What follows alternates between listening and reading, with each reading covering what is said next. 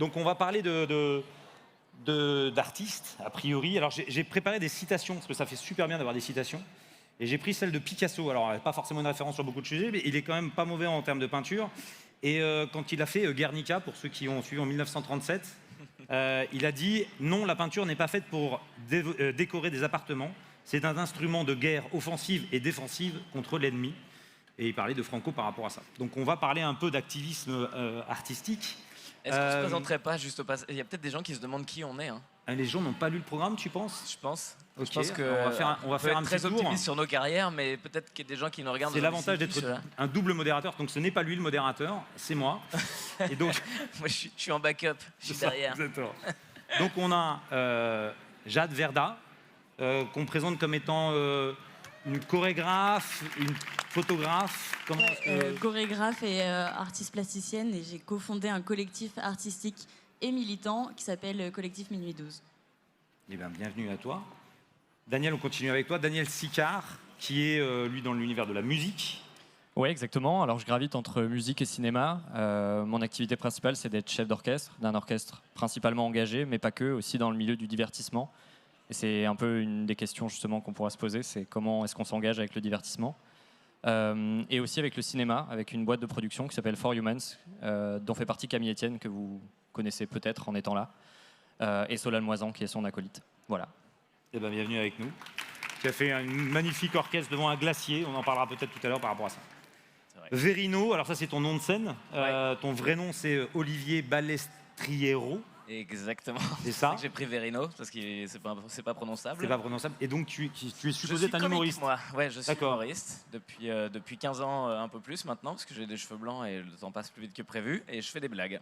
D'accord. C'est mon métier. Et ça fait rire, a priori.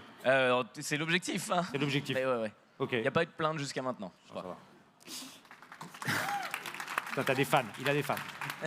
So please present yourself and tell us what you're doing. Hello, everyone. My name is Anna. I'm a filmmaker, Polish filmmaker based in Ireland. And with years of experience in international NGO and film producing, I decided to set up the company, like filmmaking company, to help organizations and companies to show how they make a difference. Ok, donc comme vous... Voilà. Donc c'est l'avantage, c'est qu'on n'aura pas besoin de traduction. We won't translate because everybody here is speaking English. It's going to be great. It's okay, I can understand French. Ok. On va commencer par un premier point que moi j'aime bien faire au début, qui est finalement quel est ce shift, à quel moment vous vous dites tiens, je vais passer de l'autre côté vers ce qu'on peut appeler peut-être un artiste militant. C'est quoi qui finalement vous fait prendre conscience de ça? On va commencer par toi, Jade. Non, tu préfères tu passes à la fin? J'y vais. Tu veux commencer? Vas-y. Eh ben j'y vais.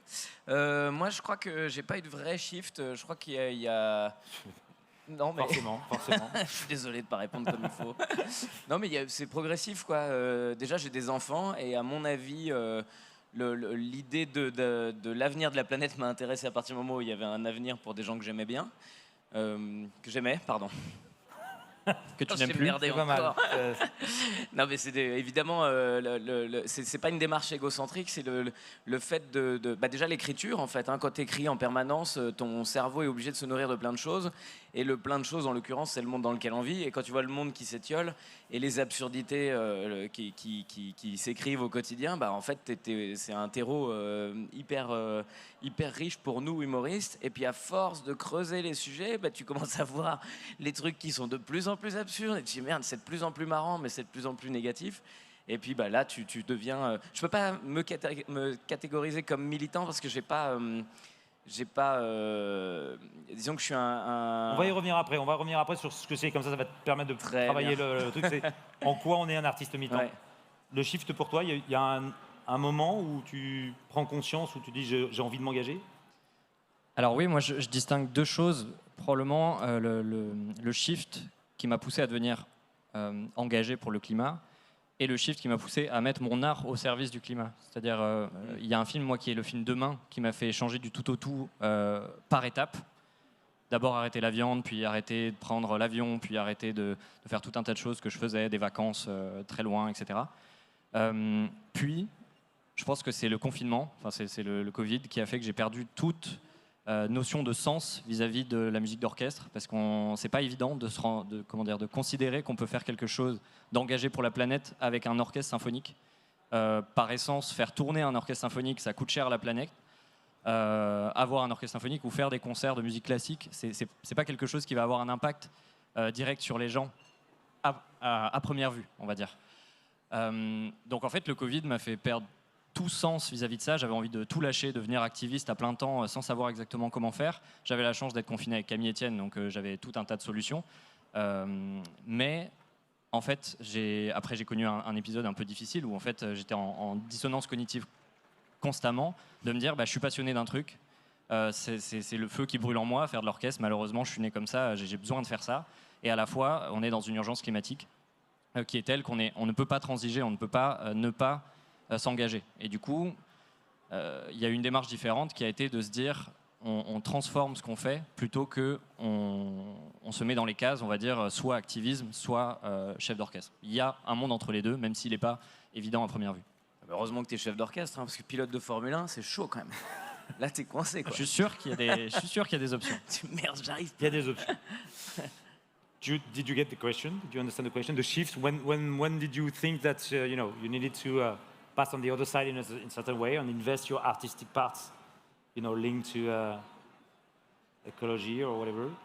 Like, do I see the shift in people, or No, when you think that you pass, is there something that happened to you that made you taking conscious and saying, okay, now I need to invest, that kind of a... Well, I think I had like always something in me like telling me to be conscious, like about planet, nature. I was growing surrounded by nature, and I had this feeling like I need to help somehow this way or another.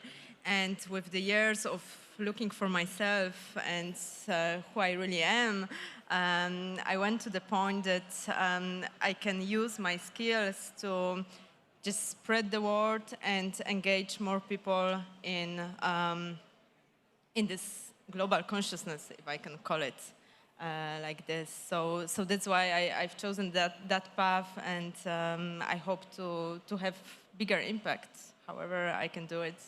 All right. Déjà, toi, t'es, je pense, probablement la plus jeune ici. Est-ce que c'est finalement... c'est de la galanterie, mais... est-ce que c'est quelque chose qui finalement... tu fais partie de cette génération native, on va dire, sur ce sujet-là, ou tu as eu, toi aussi, quelque chose qui s'est passé?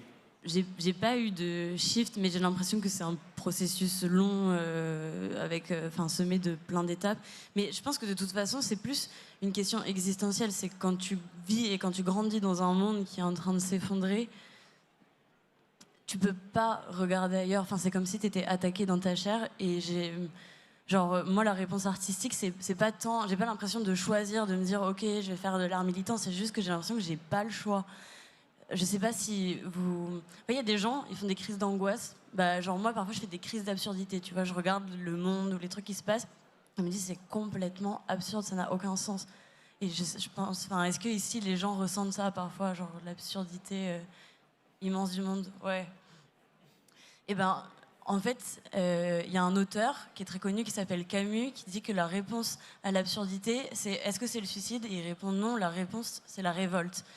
Et la révolte, elle se mène pas tant pour l'objectif final, parce que parfois on entend ce truc, est-ce qu'on va gagner ou pas, ou c'est déjà trop tard, mais c'est pas ça qui est en jeu. Ce qui est en jeu, c'est que dans la révolte même, on trouve le sens qu'on peut mettre dans notre vie. Et après, j'utilise l'art parce que c'est mon moyen d'expression le plus facile, mais je pense que vous avez chacun un moyen d'expression dans lequel vous êtes le meilleur. Ok. Est-ce que tu as eu le temps de réfléchir au sujet de finalement l'artiste militant? Les gens, moi, tu sais. Donc on parle beaucoup effectivement des artistes militants. Est-ce que tu te considères comme étant un artiste militant? Apparemment non. En vrai, c'est un peu compliqué. Je crois que tu peux pas être artiste sans être militant quand même. Tu montes sur le plateau, dans mon cas, parce que je suis humoriste, tu as quelque chose à raconter, tu as une nourriture intérieure que tu as besoin de projeter. Donc oui, tu es militant. Après, trouver trouvé. Je peux pas me considérer écologiste militant en fait, parce que je suis trop nul pour ça, quoi. La réponse que j'ai trouvée moi dans ma médiocrité justement, c'est de pouvoir l'étaler et puis de pouvoir l'exprimer sur le plateau. Je crois on a chacun une. Quand tu parlais de l'absurdité du monde, je crois que c'est exactement ça. C'est-à-dire, tu vois qu'il y a un truc qui cloche, tu dis ça c'est pas possible, t'en parles aux gens, les gens font tous ouais, ça cloche, hein. Et tout le monde est là à faire, putain, c'est fou ce que ça cloche. Mais nous, on est là pour mettre ça en place, pour en faire quelque chose d'intéressant qui puisse faire poker le cerveau des gens qui trouvent pas que ça cloche. Et puis faire venir les gens. Moi, c'est ça mon idée, moi, c'est de réussir à faire venir ceux qui ne se posent pas la question du fait que ça cloche. Il y a plein de gens qui sont très bien dans leur vie et qui voient le monde comme ça. Ils n'ont même pas conscience du fait que ça s'écroule parce que il n'y a aucun intérêt à l'exprimer clairement. Donc, il y a beaucoup de gens qui vivent leur vie tranquillement. Et je crois que mon devoir à moi, en tout cas, c'est comme ça que j'ai traduit mon art, entre guillemets, hein, parce que je mets vraiment beaucoup de guillemets sur le fait que je fais de l'art, parce que je fais des blagues. Mais en tout cas, j'ai traduit ma nécessité dans l'idée de pouvoir accompagner, de pouvoir réveiller quelques consciences. Parce que l'humour aujourd'hui, c'est vraiment, je pense, le média le plus évident pour ça, quoi. Et tu penses que l'humour, on peut rire finalement d'une planète qui finalement on y a voit même que va ça dans à le faire, mur. hein. Moi, sinon c'est la dépression totale. Quand tu regardes vraiment, je veux dire, tout le monde ici dans les couloirs pourrait commencer à déprimer et s'arrêter. Moi, j'ai même eu une période un peu. C'est déprimant, quoi. Tu dis mais pourquoi on fait tout ça? Après tu réfléchis, tu dis en vrai pourquoi des gens existent, pourquoi la planète Terre, pourquoi l'univers, donc il y a plein de réponses qu'on n'aura jamais. Et donc au final, utilise le terreau, j'en parlais tout à l'heure, pour faire pousser quelque chose, quoi. Daniel, toi, de ton côté, c'est pareil, tu te considères comme un artiste militant depuis effectivement cette période Covid où tu es ressorti de là et tu te dis je mets mon art à disposition. C'est ça être artiste militant? Alors, j'ai pas exactement la sémantique du mot militant, mais j'ai l'impression d'être plus artiste engagé que militant, dans la mesure où je m'engage auprès de gens qui militent vraiment, notamment Camille Etienne, que je soutiens dans n'importe quelle action dès qu'elle a besoin d'un vecteur d'émotion, parce que la musique, finalement, moi, ce que j'ai de mieux à faire, c'est ouvrir les cœurs, c'est être un vecteur d'émotion. C'est permettre, finalement, à Camille d'atteindre les gens. À titre très personnel, une musique en elle-même peut émouvoir, mais de là à apporter des réponses, parce que c'est quand même ça qui fait agir, j'ai l'impression, en tout cas moi, c'est ça qui m'a aidé, par exemple, pour demain, c'est qu'on me donne des solutions, c'est qu'on voit la chose de manière assez positive. Bon, avec la musique, c'est un petit peu abstrait. Je ne pense pas qu'on puisse sortir d'un concert en se disant « ça y est, je vais tout changer ». Donc, c'est vrai, moi, comment dire, je suis un peu le porte-voix, un des porte-voix des personnes qui militent. Ça va être même le cas d'ailleurs avec Jade à l'Académie du Climat le 10 juin. On mobilise l'orchestre, on fait tout ce qu'il faut, on est bénévole pour cette cause-là, ça c'est sûr. Maintenant, le côté militant, du coup, ça va plus se traduire par les actions sur le terrain, mais à titre très personnel, et là, ça désengage l'orchestre, entre guillemets. Donc, sur la partie artistique, moi, je me considère plus comme engagé dans la mesure où j'ai fait le choix et la promesse que toutes mes actions auront à terme un impact positif pour l'écologie. Donc déjà, c'est changer toute la manière de faire des concerts en faisant de l'écoproduction, mais c'est aussi, pour donner un exemple, ça c'est mon travail. Combien il y a généralement de musiciens qui sont... ça va jusque-là, c'est-à-dire le recrutement de tes musiciens va aussi dans la conviction dans laquelle... Pas forcément, en fait c'est intéressant parce que des fois dans mon orchestre, il y a des gens qui ne sont pas forcément à la base militants, et qui le deviennent petit à petit à force de jouer bénévolement. Des gens qui sont à l'Orchestre de Paris, par exemple, qui sont nés très protégés, notamment de ces questions-là, et qui finissent par s'engager parce qu'ils vivent quelque chose de différent en faisant ça, en faisant quelque chose de bénévole, désintéressé, et qui finalement est une richesse parfois bien au-delà de ce qu'est juste avoir un public de gens en général assez aisés qui vont à un concert classique. Donc non, en fait, le fait de le faire fait aussi bouger les consciences en interne. Et j'ai à cœur, tout comme le fait de ne pas avoir quitté mon boulot de faire des ciné-concerts partout dans les zéniths de France, ce qui est un boulot en soi assez commercial de base, ce qui était mon rêve de gosse jusqu'à ne plus l'être par conscience écologique. Ce qui me fait que je ne le quitte pas, c'est que je me dis, là j'atteins, mais comme Verino le disait, j'atteins 8000 personnes qui sont pas forcément, même parfois pas du tout, concernés par cette question-là. Mais c'est marrant ce que tu dis, parce que tu dis d'une certaine manière, c'est pas ta musique qui va changer les gens. Est-ce que toi, dans les actes militants qui sont peut-être plus visible, je sais pas, dans l'expression, parce qu'on est sur le corps, on est sur le visuel, alors que la musique, effectivement, on va pas être sur ce truc-là. Est-ce que tu penses que tu agis plus fortement? Toi, tu es une activiste militante, j'imagine, une artiste militante, ça, j'ai assez peu de doutes. Oui, oui, non, moi je me dis vraiment artiste et militante, mais je pense pas qu'il y ait une différence en tant que telle entre un orchestre et de la danse, mais en l'occurrence, nous avec le collectif Minuit 12, on fait à la fois ce que fait une compagnie de danse, c'est-à-dire qu'on va créer des spectacles, des courts-métrages sur lesquels on passe franchement des mois, des années, et à la fois faire du militantisme. Donc vraiment, on va être appelé 2 semaines avant par une militante, et on nous dit ok, là, hier, j'étais au blocage de l'AG de Total et on a dansé, mais c'est vraiment, enfin, c'est hyper freestyle, ça n'a rien à voir parce que du coup, tu sais pas comment ça va se faire. L'enceinte, elle s'est fait embarquer par la police, enfin vraiment le camion sono. Du coup, on a dansé, mais en même temps, ils ont lancé les CRS ont lancé des lacrymos, donc on dansait au milieu des lacrymos, ce qui est hyper dur pour le cardio. Quand même. Donc oui, on fait ça et en fait c'est totalement conciliable et ce à quoi on travaille aussi, c'est essayer de ramener des communautés artistiques. Et c'est ce que Dan disait justement en ramenant des gens qui au début sont pas forcément parce qu'en fait ils sont concentrés à faire plein de répétitions, enfin ils ont déjà une vie hyper dense. Et nous on le fait en ramenant plein de danseurs de styles très différents parce que dans le collectif on a des styles très différents. Et franchement, c'est énorme parce qu'on se retrouve là, lundi, on faisait un court-métrage. On avait des danseurs électro, walking, lock, des acrobates, et tout le monde s'apprenait des trucs. Et en même temps, on parlait d'écologie. Et après, je leur disais, OK, go, maintenant, on va à la marche artistique pour le climat qui est le 11 juin. Et donc là, on va faire une grande performance de danse avec 50 personnes dans l'espace public. Enfin, c'est totalement conciliable d'avoir une vie d'artiste et d'utiliser son art au service du militantisme, à la fois dans des créations qui peuvent être beaucoup plus oniriques, dans un théâtre, où là, c'est plus, tu vas nourrir ou ouvrir les cœurs des gens, et à la fois vraiment du terrain, quoi, parce que de toute façon, entre un militant qui bloque une assemblée générale en s'accrochant et moi qui danse devant, la différence, elle n'est pas énorme. On utilise tous les deux notre corps, on s'est levé à 5h du mat pour faire ça et tous les deux, on respire des bombes lacrymogènes. Donc en réalité, on utilise juste chacun les compétences qu'on a.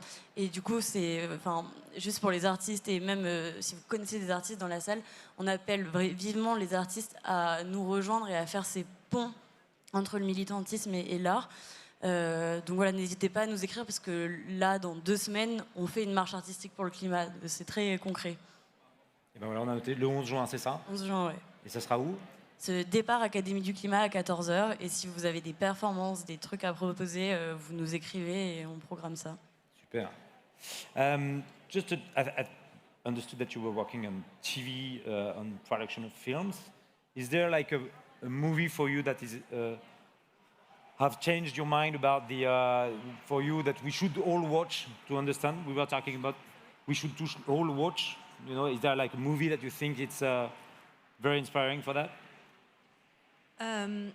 Last movie I made, it's called Wild Reconnection, and what drove me to do it is like what I can see right now in the society, that we totally lost our connection with nature, and sometimes we completely don't know what's happening. I'm not talking about people attending this event, but the rest of like outside of this place, we can find a lot of people who are not conscious. And I feel like the more we do using our skills and our art, whatever way it is,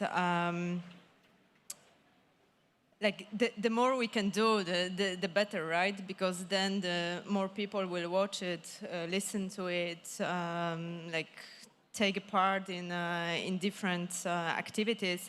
So yeah, we just do our best, like step by step, one step at a time. And I wish my movies are watched by like millions. I do hope it will happen one day. But yeah, it's, at the daily basis, you just do your job and do your best to raise this consciousness. Okay, thank you. Oui, c'est vrai qu'il y a une question, pardon, je reparle dessus. Vas-y. je trouve qu'on a un complexe. Moi, j'ai eu un complexe de ne pas être assez bon militant en étant humoriste. C'est-à-dire que moi, il y a des tas de choses que je sais. J'ai envie de monter sur un plateau, de faire des bonnes blagues en expliquant aux gens qu'il faut exactement faire ça pour sauver la planète. Et je me rends compte qu'en réalité, il faut aussi être hyper conscient de là où tu es et de à qui tu t'adresses et de comment tu peux t'adresser aux gens. Et évidemment, et puis passer la balle. C'est-à-dire que moi, il y a des fois, franchement, j'ai été complexé de ne pas être assez bon militant. J'ai été complexé de ne pas être assez, je sais pas comment dire ça, mais même cultivé dans tout ce qu'il faut faire, de ne pas être assez pédagogue, de ne pas être assez diplomate, de ne pas assez emmener les gens. Et puis en réalité, non, je crois qu'il faut savoir ce que tu es capable de faire, te mettre à la position que tu es capable de prendre et savoir passer la balle aux gens qui sont meilleurs derrière. Parce qu'il ne faut pas oublier notre art non plus. Moi, en tant qu'humoriste, je ne peux pas faire plus qu'être humoriste, plus, tu vois, avec une conscience. Mais je peux pas demain transformer un spectacle humoristique en conférence avec un « bon, maintenant vous arrêtez de rire, c'est à partir de maintenant, la planète elle va mal ». Et là, ça fait plus le taf, quoi. Et donc je perds mon auditoire et résultat, je tape à côté. Donc il faut être très conscient de ce que tu es capable de faire, à quel endroit et de le faire le mieux possible. Vous ressentez un peu la même chose ou pas dans de vos manières de vous exprimer artistiquement? Bah oui, moi je ne peux qu'acquiescer. C'est un peu, ça rejoint ce que je disais tout à l'heure, c'est-à-dire moi j'ai essayé de changer du tout au tout parce que je me disais être activiste c'est ça, c'est être dans les rues, c'est arrêter de faire tout ce que je faisais moi, typiquement les fameuses tournées qui coûtent cher à la planète. La coke, tu m'as dit. La coke, la drogue coûte très cher à la planète et très cher tout court. Et en fait de se dire mais bon, on est né avec une certaine vocation, enfin en tout cas moi je suis né habité par ça et j'ai senti que je pouvais toucher les gens, que les gens me valorisent dans ce truc-là, alors je pense pas qu'on m'ait valorisé beaucoup et que j'ai vraiment beaucoup apporté par ailleurs si j'avais vraiment voulu être autre chose, et je l'ai souhaité un moment. Je me suis dit mais pourquoi je suis pas autant porté par la nature, autant porté pourquoi je me lève pas pour aller défendre les animaux, etc. Et malheureusement, j'ai pas ce feu-là en moi. Par contre, j'ai ce désir-là immense de créer de l'émotion chez les gens depuis toujours. Et maintenant, j'ai uniquement la volonté de créer de l'émotion en faveur de l'écologie. Et donc, on vient juste transformer en fait qui on est un petit peu, enfin un petit peu, même beaucoup. Il faut être vraiment intransigeant pour le coup. C'est-à-dire, on a besoin de changer. Mais vouloir se changer soi du tout au tout, malheureusement, à mon avis, ça ne fonctionne pas. Et je te rejoins là-dessus. C'est-à-dire, on passe la balle après. On passe la balle aux gens qui sont extrêmement compétents pour convaincre, par exemple.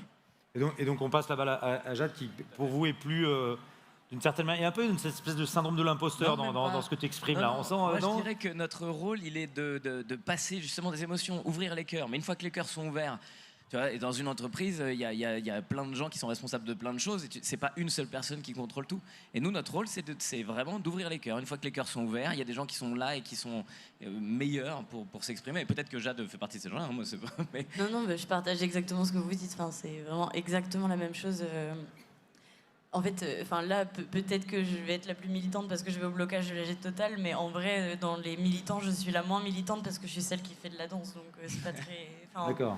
Mais je pense qu'effectivement, il faut rester là où on est et là où on aime faire. Parce qu'en fait, vous pouvez vous retrouver à faire un truc où la cause est bonne, mais en vrai, au quotidien, la tâche, vous détestez ça. Juste vraiment partez de là où vous êtes et de ce que vous savez faire. Et je pense que le mieux, dans l'humour, il y a 1000 trucs à faire. Franchement, si tous les humoristes mettaient à parler d'écologie, déjà on avancerait. Rien qu'en parler, ouais, même en parler mal, en fait, bizarrement. Ouais. Il y a des fois, c'est important aussi de dire je suis nul. Moi, par exemple, je suis végétarien, mais il y a des fois, j'ai pas le courage quand je suis au restaurant, qu'il y a que de la viande à manger, j'ai pas envie d'être le relou du coin. Donc parfois, je mange de la viande. Mais ça, c'est important de le dire aux gens. C'est pas grave, quoi. Je suis pas génial, et je suis pas un militant génial non plus. Eh ben, alors je suis désolé, on a un chrono qui tourne. Il reste horrible, 23 secondes. C'est hyper stressant. 23 secondes pour faire une espèce de conclusion. Alors moi je vais faire un petit clin d'œil parce que je suis là, je suis un des cofondateurs d'un magazine qui s'appelle So Good, dont certains peut-être connaissent. On lance un grand festival qui aura lieu à Marseille le 15 septembre où on va réunir des humoristes, des artistes, des activistes pour faire la fête pendant une journée. Ça me fait plaisir que tu ne me mettes pas dans les artistes. Je jure, voilà, exactement. Tu vois, on en parlait tout à l'heure, artistes, humoristes, est-ce que voilà. Donc nous, on a effectivement une philosophie qui est de se dire, on a typiquement des artistes comme Sosomanes qui va venir, où on veut proposer à des jeunes de dire, si vous voulez venir voir Sosomanes, vous êtes obligé d'aller voir une ou deux conférences pour prendre conscience du truc. Donc c'est un schéma qu'on va essayer de construire par rapport à ça. Donc vous êtes tous invités le 15 septembre à Marseille à la Friche de la Belle de Mai. Ça sera un grand moment. On attend 7 à 8 000 personnes. Donc vous êtes le bienvenu. Camille sera là. Enfin voilà, on a plein de gens qui vont venir avec nous. Donc c'est l'occasion effectivement d'avoir ce petit mot de la fin, chacun avec la manière dont l'art que vous représentez. Je sais pas, est-ce que tu as quelqu'un qui t'a inspiré? Quel est le gars qui t'a inspiré, Ouais. qui soit Moi, c'est un autre humoriste qui m'a ouvert les yeux. C'est Nicolas Mérieux, qui est très très bon et très impliqué dans ces causes-là. Et c'est le premier à m'avoir dit, mais regarde ça, regarde ce genre de truc. Et lui, il fait des très bonnes blagues, notamment là-dessus. Et pour le coup, il est très engagé. Thomas VDB aussi est très fort, et réussit à faire vraiment un humour très poussé sur ces questions-là. Et ouais, c'est les deux artistes auxquels je pense, côté engagement écolo. Après, il y a tellement d'humoristes qui me font rire que je ne vais pas tous les citer. Daniel, toi, est-ce qu'il y a un artiste humoriste un humoriste qui t'a, non mais un musicien ou un artiste qui t'a inspiré? Alors c'est un peu triste, mais dans mon secteur, j'ai pas grand monde qui m'a inspiré dans cette question-là. Je suis vraiment inspiré par tous les gens, justement, qui, par exemple, on travaille avec un boulanger qui a changé toute sa manière de procéder, de A à Z, qui est absolument incroyable. Et ce genre de personne, en fait, m'inspire encore plus. Ou une fille qui a fait, c'était une des premières d'ailleurs, qui m'a inspiré, qui avait un master de Sciences Po et qui a décidé du jour au lendemain d'être maraîchère, mais vraiment comme ça, et c'était une proche de moi, donc c'était très concret. Voilà, moi c'est vraiment ces personnes-là en fait qui La boulangerie m'inspirent. est un art, j'en suis sûr. Et la boulangerie Tout est à un fait. art, sûrement. Exactement. Did you have somebody that inspired you? That's, one... I was inspired yesterday by guys who made Pourquoi on se bat, including Jad. I think, I felt something, I don't know, it just touched me a lot because there are the topics I love and there are the topics that, I just can watch like every single day for 24 hours. And yeah, I just feel we need more of this, and yeah, to get inspired like more and more and more. Ouais. Là, le mot de la fin, quel est l'artiste qui t'a inspiré? Est-ce qu'il y en a? Je crois que je vais répondre comme Dan. Non, mais moi, les gens qui m'inspirent le plus, en vrai, c'est mes proches. Et mes proches qui sont un peu loin du mouvement climat et de tous les trucs parisiens comme ça et tout. Genre tous mes amis dans le Cantal qui font plein de métiers très agricoles, ça dépend, enfin voilà. Et enfin, je sais pas, je pense que ça m'inspire parce que j'ai l'impression que quand on discute de ces sujets-là, on discute vraiment de sujets de fond et de valeurs de société sur lesquelles se mettre d'accord et on n'est pas dans une espèce de bulle d'entre-soi et tout. Donc voilà. Eh ben, merci à vous, thanks to you, thanks to have come. J'ai juste un petit... avant de préparer, vous savez, quand vous préparez une conférence, vous essayez de prendre un peu des citations, et j'en ai trouvé une que je voulais vous lire, que je trouvais assez intéressante et inspirante en ce moment. On est en 1941, et Churchill, on est en pleine guerre, et il y a, en gros, ils doivent faire des choix budgétaires sur comment on va mettre plus de budget à l'armée. Je dis ça comme ça. Et Churchill, à un moment, se lève au Conseil des ministres et dit si ce n'est pas pour la culture, pourquoi nous battons-nous? Voilà, ce sera le mot de la fin. Merci.